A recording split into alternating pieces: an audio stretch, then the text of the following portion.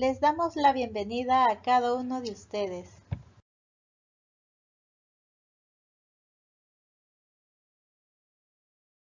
Les hablaremos sobre modernidades y tensiones múltiples en el sistema global.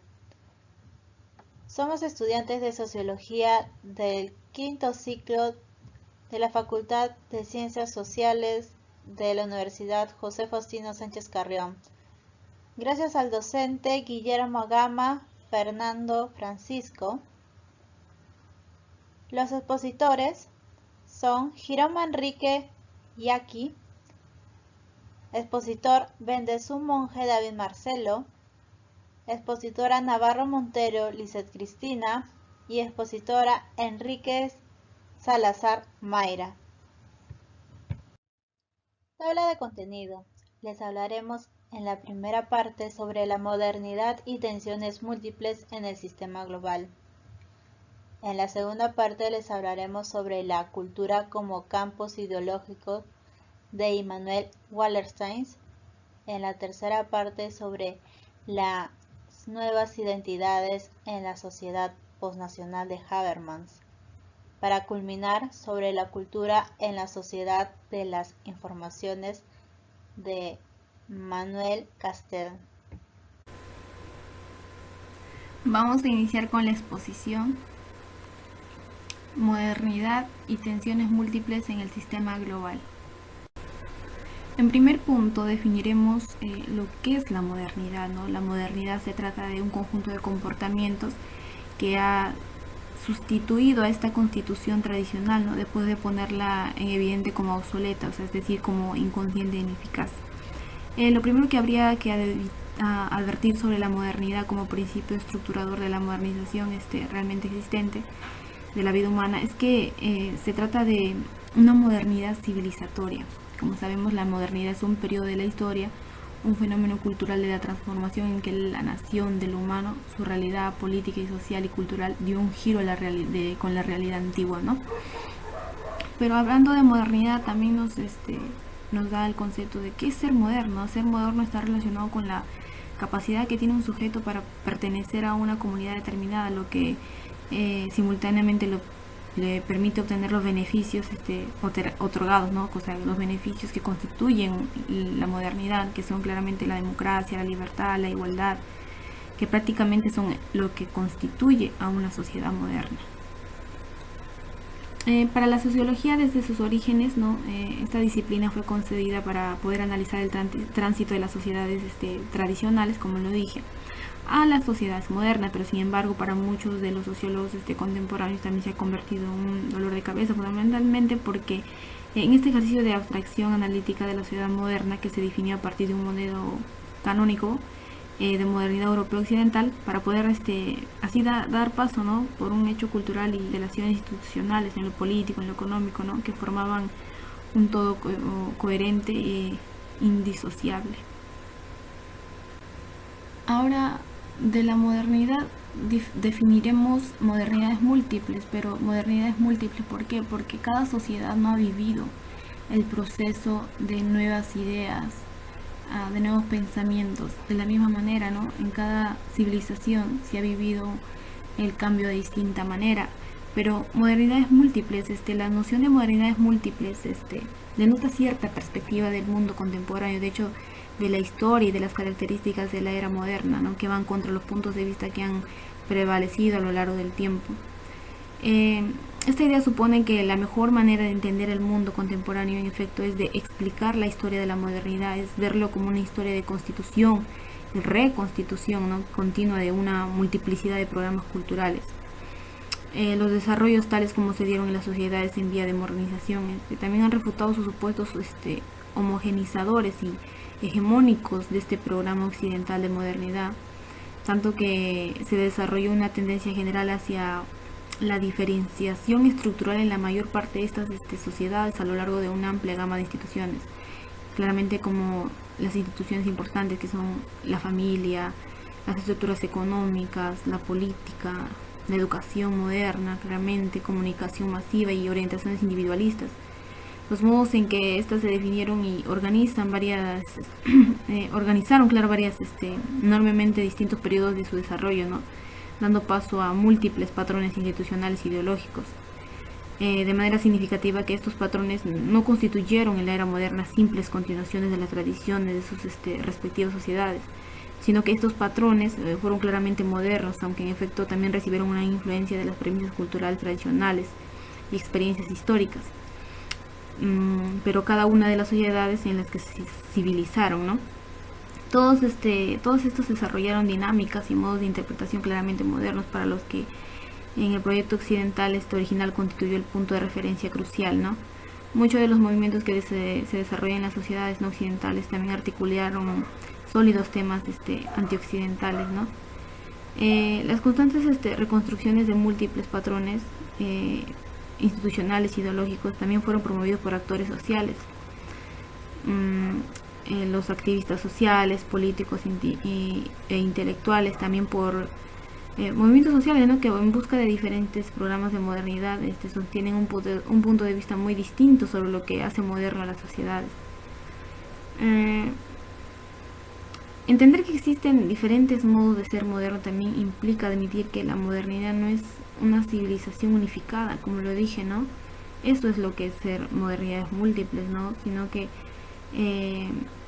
esa forma global en su extensión sin precedentes, en su capacidad de instrucción y de destructividad, más bien el programa cultural y político moderno sería un conjunto de notas provisorias, es decir, un conjunto de esperanzas y expectativas que comportan algunas condiciones mínimas de educación que pudieran ser exigidas de las instituciones macrosociales, sin importar cuánto pudieran diferir estas instituciones en otros respectos.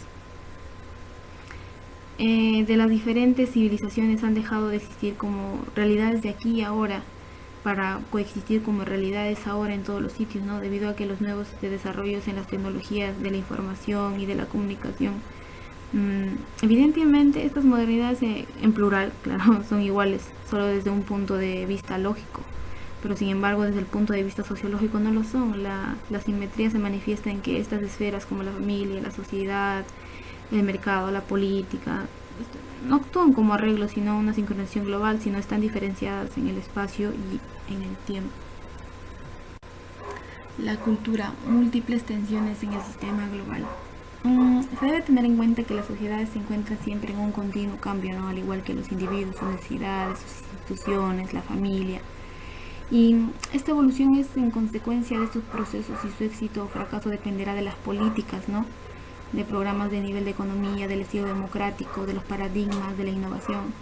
Entonces, en este sentido, los individuos se envuelven en este contexto, ¿no? Y deben manifestar acciones, pues el cambio social depende de la evolución en todos sus ámbitos, ¿no? Incluyendo el cultural, que creo que es el punto más importante. En el siglo XVII la cultura ya se centraba en el individuo, ¿no? Que tiene cultura, que es civilizado, que ha recibido instrucciones, y la mente será el terreno propio para el cultivo, y cuyo carácter redunda en el universalismo de un concepto que progresa y se racionaliza, dando lugar a la suma de los saberes. Realmente estos saberes que se acumulan y transmitirán de forma independiente a través de la historia de los pueblos, que conlleva un uso más extenso de la palabra civilización, ¿no? Donde todos los aspectos confluyen para dar entidad a un estado universal de la humanidad, sacando de la irracionalidad y de la ignorancia al ser humano. Claramente, este modelo potenciado por la burguesía naciente, ¿no? Hace que la universalidad se derive hacia una jerarquización entre los diferentes grupos que los llevan, ¿no? A otras realidades observables. Lo que dentro de una misma nación marcaba diferentes diferencias sociales entre quienes tenían cultura y quienes no la poseían, aquí adquieren una globalidad cuando atiende a la cultura, ¿no? Como un concepto que se refiere a un carácter definitorio de una nación frente a las otras. Hoy en día los cambios culturales y sociales son influidos por los avances dinámicos que se perciben a través de los medios masivos de comunicación. tradicionales, de la influencia de los recursos tecnológicos como lo es el internet o de las redes sociales, en donde las trascendencias es globalmente inmediata, difundiendo situaciones que impactan al mundo rápidamente. La cultura y el cambio social van de la mano y se acompañan en el proceso de transformación no necesarios para poder avanzar en la sociedad, junto a esta energía que motoriza todos los niveles y que va consolidando en una evolución social que promueve los aspectos culturales. El espacio de lo cultural se ha convertido en estratégico y clave para enfrentar y modificar las tendencias de la mundialización cultural actualmente en curso, ¿no? A la que amenaza a la amenaza de la uniformidad cultural del mundo que se opone al paradigma de reconocimiento de la diversidad cultural, ¿no? La propuesta de considerar los productos, bienes culturales como simples mercancías intercambiables, eh, se contrasta con la concepción del valor del uso intrínseco, ¿no? a todas las cosas producidas y creadas por el ser humano. Sin embargo, el debilitamiento de la modernidad capitalista y de estructuración del Estado-nación, la propuesta no puede ser la consolidación de un Estado transnacional, capitalista y globalizador. En este espacio solo cabe resistir y advertir que en múltiples procesos y experiencias de pequeños locales, la más de las veces, los signos de otra globalización, de una modernidad alternativa al capitalista. Cultura y globalización. La globalización o mundialización obliga a pensar que en los procesos culturales, entendido en esta manera de pensar, de ser, los nuevos espacios culturales y redes sociales generan los procesos de construcción de la identidad territorial que busca su reconocimiento dentro de la diversidad de la que forman parte. La globalización ha sido uno de los temas más impactantes e importantes durante estos últimos tiempos, ¿no? Que ha abarcado tanto en el tema del medio ambiente, tanto en un montón de aspectos, y uno de ellos es en la cultura, ¿no? Un mundo plural que se articula con puntos de vista múltiples, pero también que tienen patrones cuya finalidad está dirigida a guiar un estilo de vida, ¿no? Alejado en la mayoría de los casos de un hecho cultural propio, pero que se va instalando a través de las redes sociales, de la información. Estamos importando y asimilando la cultura norteamericana y dejando de lado las aportaciones de nuestra propia cultura, ¿no? La que marca por de nuestras cosas y nos sitúa en una realidad contextualizada. Renace una realidad sobre qué debemos reflexionar de forma crítica, ¿no? Prevalece la multiculturalidad, porque el mundo se abre, comparte y su coherencia depende de ser de todos, ¿no? De un extremo a otro, el aislamiento y la desconexión no conducen a ninguna parte, y precisar asumir la realidad conectada entre cultura diferente, lo que sería cuestionable es si esta globalización es necesaria, ¿no? Si la globalización es necesaria, o sea, si hay otros modos de proceder, y si la economía y la sociedad global siguen un esquema dado que tal vez se ha reinventado y reconstruido, ¿no? La globalización cultural con las nuevas tecnologías, la distancia se ha desvirtuado hacia otra realidad que es la distancia cero, es decir, que de una forma simultánea ponemos en comunicación puntos que físicamente están alejados, que gracias a las redes, a la comunicación, nos unen por medio de internet, ¿no? Hace que las fronteras y el tiempo modifiquen su estructura. Una nueva forma de conocer y de compartir conocimientos e información nos llevará a ámbitos que se conciben como una globalidad que se inmiscuye en lo cotidiano, ¿no? En la forma de vivir, acortando las distancias y generando un nuevo lenguaje en el que lo global se torna universal. Con el nuevo tema de globalización cultural también hemos podido adquirir muchas maneras de pensar de otros lugares, sin embargo dejando de lado nuestra propia cultura, nuestra identidad, cuando lo primero que debe de prevalecer y debe ser el punto de lo más importante es nuestro amor por nuestra propia cultura. Le doy pase a mi compañera. La cultura como campos ideológicos de Immanuel Wallerstein. Ciencias sociales e ideología política en América Latina. América Latina es comprendida y observada como una expresión fenoménica de la realidad social en la que se manifiestan ciertos esquemas de regularidad, que son consecuencia del desarrollo histórico particular que se ha gestado en la zona, principalmente desde el descubrimiento de América, que acarreó entre las principales consecuencias: el establecimiento de las relaciones mercantiles de hegemonía y subordinación que dieron origen al capitalismo.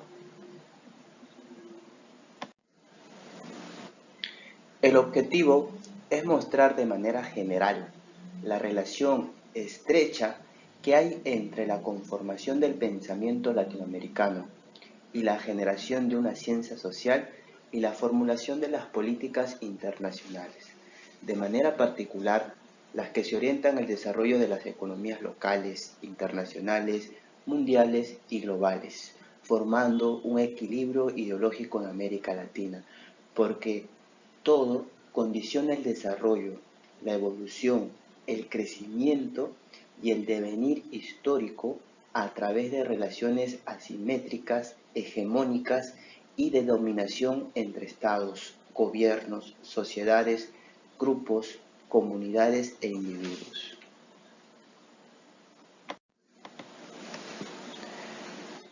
El significado de la propuesta de Wallstein. Él nos muestra que en la actualidad se encuentran tres tipos de países en el mundo que, organizados como un círculo, resultan ser los países periféricos, los países de la semiperiferia y los países centrales. Mientras más en el centro se encuentra un país, mayor es su ventaja. Ahora, los países poderosos en la actualidad generalmente no dominan militarmente a los otros países, sino económicamente. Por ejemplo, en toda dominación económica buscan la plusvalía, obtener ventajas de sus relaciones. Si hay un comercio entre un país central y un país semiperiférico, el país central siempre se llevará la mejor parte. Los países centrales no se preocupan por obtener materias primas, pues de eso se encargan los otros países, principalmente los periféricos. En su lugar, desarrollan tecnología que venden a precios altísimos a los países que no pueden producirlas.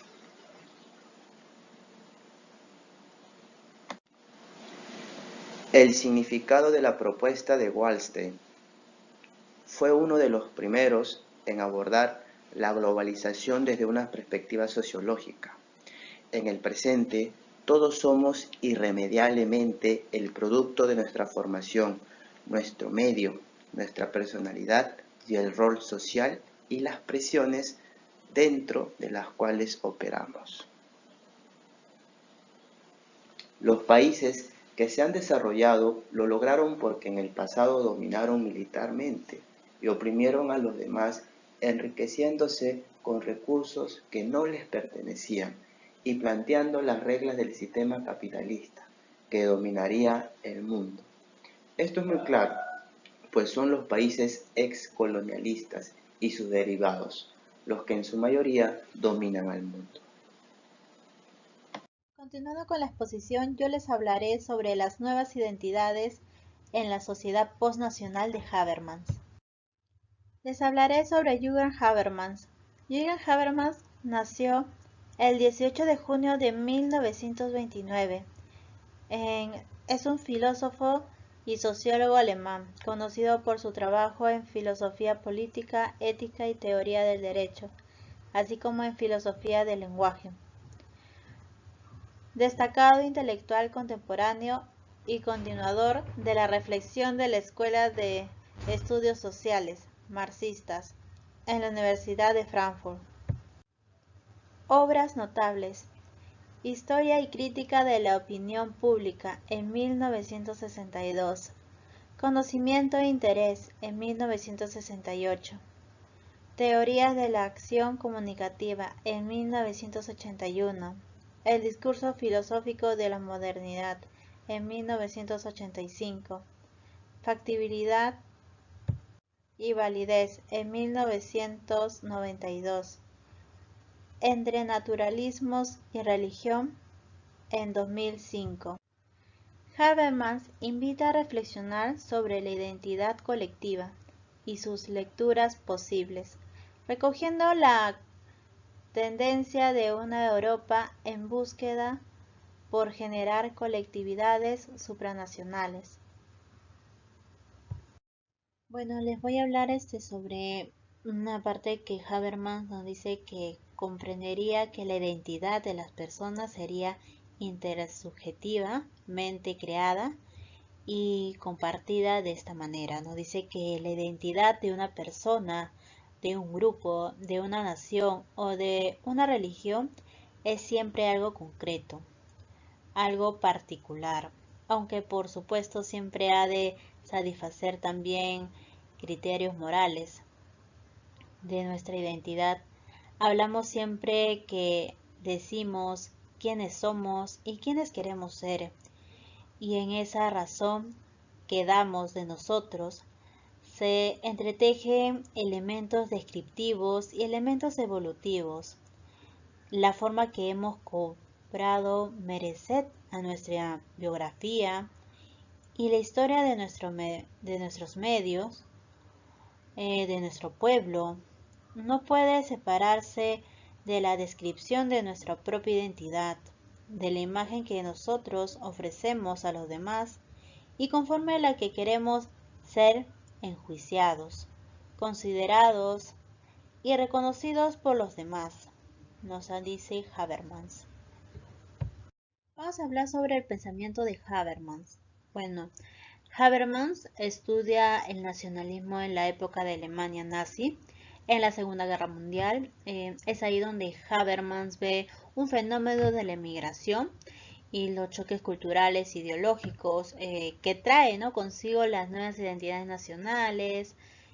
Son el nacimiento de culturas a través de choques culturales, religiosos, políticos y sociales. Esas son las nuevas identidades, ¿no?, a consecuencia de un nacionalismo crudo por causa de la Segunda Guerra Mundial.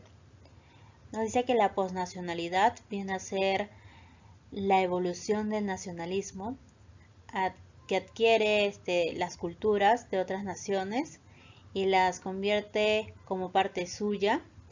Para Habermas nos dice que para que exista la posnacionalidad tiene que existir 4 conceptos claves.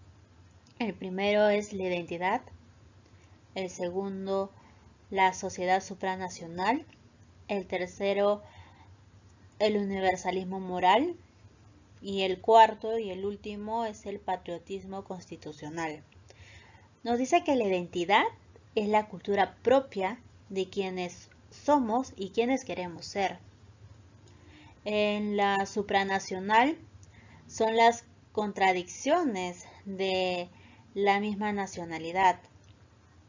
En Alemania había un nacionalismo puro, pero también había lo supranacional. Lo supranacional son los conflictos internos que se dieron con las guerras, la lucha por el poder, y es ahí cuando Habermas estudia este suceso, ¿no?, y ve que con ello se dan las migraciones y es ahí que se forman nuevas culturas, identidades ideológicas y religiosas, ¿no? Se generan nuevas relaciones sociales, en lo cual los individuos empiezan a relacionarse y llegar a ver conflictos culturales. Una vez que los conflictos, ¿no?, culturales empiezan a llegar a un consenso, es ahí que nace la universalidad moral. Eso quiere decir que a medida que pase el tiempo y los individuos se empiecen, ¿no?, a relacionar con otras personas, es ahí cuando logras tener una familia donde empieza a salir nuevas generaciones, y eso es lo que viene a ser el universalismo moral. donde empiezan a adquirir su propia cultura y ellos adquieren también tu cultura, ¿no? Una vez que sucede ello, ya tienes que ser basados sobre derechos, bajo leyes, que le da paso a la última etapa, que es el patriotismo constitucional, o sea que las nuevas identidades ya empiezan a ser legales y constitucionales. Bueno, le doy el pase a mi siguiente compañera. Continuando con la exposición, yo les hablaré sobre la cultura en la sociedad de la información. Primero hablaremos sobre la biografía de Manuel Castel. Nació el 9 de febrero de 1942 en Gelín. Estudió Derecho y Económicas en la Universidad de Barcelona. Es sociólogo y profesor catedrático de Sociología en la Universidad de Berkeley. En el 2012 recibió el premio de Holberg, considerado como el Nobel de Ciencias Sociales. La mayoría de sus escritos fue porque él viajó a diferentes lugares del mundo y todos sus escritos son a puño y letra, bajo su experiencia y su perspectiva. Castel elabora un libro llamado La Era de la Información, Economía, Sociedad y Cultura, que lo divide en 3 tomos, que vendría a ser la trilogía de los libros de Castel. La primera es Sociedad Red, que fue publicada en 1995. Sucesivamente, Poder de la Identidad, que fue publicada en 1996. Y El Fin del Milenio, publicada en 1997. Sociedad Red. Castel intenta analizar el mundo en el siglo XX a partir de los procesos interrelacionados que constituyen una nueva era de la información. La sociedad red es una nueva estructura social dominante en la información. Es un fenómeno mundial presente en mayor y menor en todos los pueblos del mundo. Castel señala que las redes son estructuras comunicativas donde se aplica el conocimiento e información mediante los procesos comunicativos de una red hacia otra. Es donde los usuarios y sus creadores pueden convertirse en los mismos. Por lo tanto, está regida actualmente por la capacidad de transmitir información y de comunicar. La tecnología creció de manera rápida que se ha convertido parte vital de nuestra existencia humana. Está presente en cada actividad del hombre, ya que es difícil sacarlo. Es difícil desligarnos de la tecnología donde está asociada la TIC. Tecnología, información y comunicaciones. Tiene antecedentes como los teléfonos, las radios, la televisión, que permitieron el flujo informativo mucho más rápido que las etapas anteriores. Nos remontamos hasta los años de la invención de la imprenta, donde Gutenberg empezaba a producir los libros de forma de los escritos, donde él trataba de transmitir sus conocimientos, información y cultura. Se empezó con la creación de la radio, donde masificaba la información, la televisión, donde que ahora nos informa, nos comunica, nos brinda conocimientos, ya sean positivo o negativamente, hasta la educación que actualmente estamos atravesando. Nos remontamos a años anteriores para poder que nos brinden información, se dificultaba, cosa que hoy a través de los celulares, de los aparatos digitales, se nos facilita mucho más rápido y es más viable, ya que con un solo clic tú puedes encontrar información, PDFs, libros, mucho más rápido, mucho más accesible que años anteriores. El poder de la identidad. Primero, para poder hablar sobre el poder de la identidad, tenemos que definir qué es identidad. Identidad es la construcción social de un individuo bajo los regímenes de un determinado lugar. Entonces decimos que el poder de la identidad es el resurgimiento. Es una sociedad informacional y considera las identidades como principio organizativo de acción social y política. En la sociedad red se encuentra la conectividad afirmando su propia identidad, ya sea la etnia, la religión, la cultura. Castell esto lo denomina la red y el yo.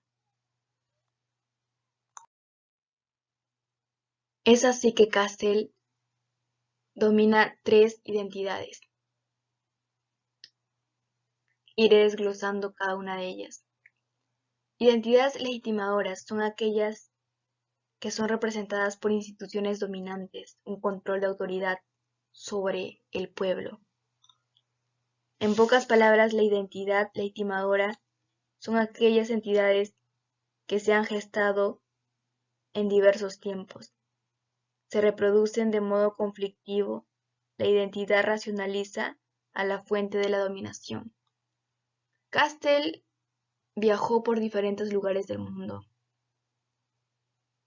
y pudo presenciar el conflicto que se venía abarcando en la Unión Soviética, donde ellos buscaban la autonomía, el poder absoluto, y la población se opuso, se enfrentó porque sufrían de explotación, estaban en la miseria, y solamente las autoridades buscaban enriquecerse a beneficio propio. Las identidades de resistencia está compuesto por actores sociales en una condición de exclusión y estigmatización, por defecto de una dominación.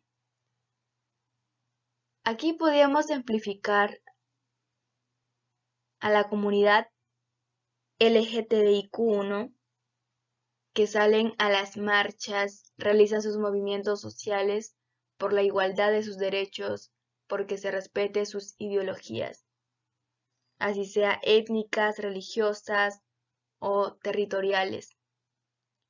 La identidad de proyecto son actores sociales que a partir de elementos culturales van construyendo y edificando nueva identidad que busca transformar la estructura social. Construyen su identidad en torno a su individualidad, se desligan totalmente del grupo colectivo, determinado por el orden global. Aquí podríamos hablar sobre las feministas que buscan sus derechos y quieren exterminar con el patriarcado que se ha venido conservando desde años anteriores. Castell señala una frase y que vemos que está impregnada hasta la actualidad en cada uno de nosotros, así sea desde la enseñanza en casa o en los colegios. Y señala de esta forma: Dios, patria y familia. Cada uno de nosotros siempre tiene esto presente. Y es verdad, porque nosotros vamos formando a partir de eso nuestros valores y vamos creando una nueva estructura, construyendo nuestra propia identidad a través de las redes sociales. Continuando, hablaré sobre el fin del milenio. Sabemos que la globalización del conocimiento ya está por defecto. La lucha constante entre el individualismo y el colectivo social. El mundo ya comenzó a andar en estos caminos. Castell habla sobre el capitalismo, que también se le conoce como estado en red. Habla sobre la exclusión, la explotación, la pobreza, la exclusión. Esto se remonta a diferentes factores. Castell viajó a Asia, África y Europa, y pudo notar que el capitalismo sigue vital, sigue ganando. Esto lo podemos traer algo no tan lejano en las empresas, donde el jefe busca una mano de obra barata, la explotación a sus trabajadores con las horas extras sin remuneración para poder enriquecerse, ya que si remuneraría a todos sus trabajadores, en algún momento sus trabajadores dejarían de estar en esa posición y se adecuarían a una mejor posición.